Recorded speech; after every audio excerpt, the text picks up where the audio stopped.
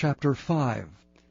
Now it came to pass on the 3rd day that Esther put on her royal apparel, and stood in the inner court of the king's house over against the king's house. And the king sat upon his royal throne in the royal house, over against the gate of the house.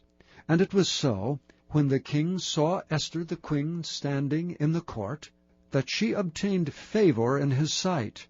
And the king held out to Esther the golden scepter that was in his hand. So Esther drew near, and touched the top of the scepter. Then said the king unto her, What wilt thou, Queen Esther, and what is thy request? It shall be given thee to half of the kingdom.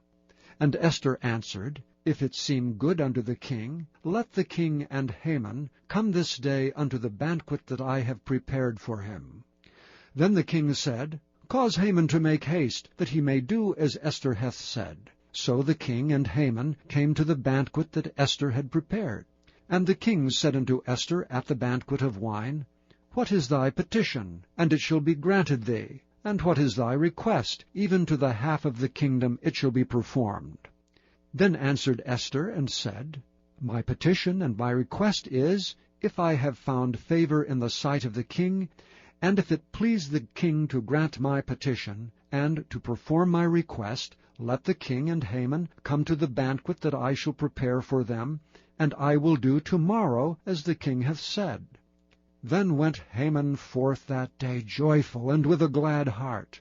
But when Haman saw Mordecai in the king's gate, that he stood not up nor moved for him, he was full of indignation against Mordecai.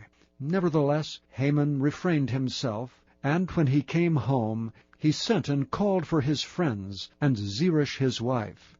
And Haman told them of the glory of his riches, and the multitude of his children, and all the things wherein the king had promoted him, and how he had advanced him above the princes and servants of the king.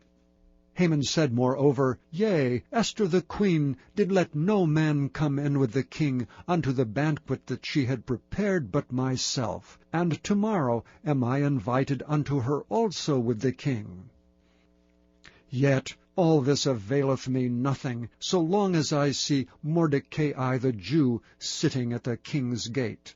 Then said Zeresh his wife and all his friends unto him, Let a gallows be made 50 cubits high, and tomorrow speak thou unto the king, that Mordecai may be hanged thereon. Then go thou in merrily with the king unto the banquet.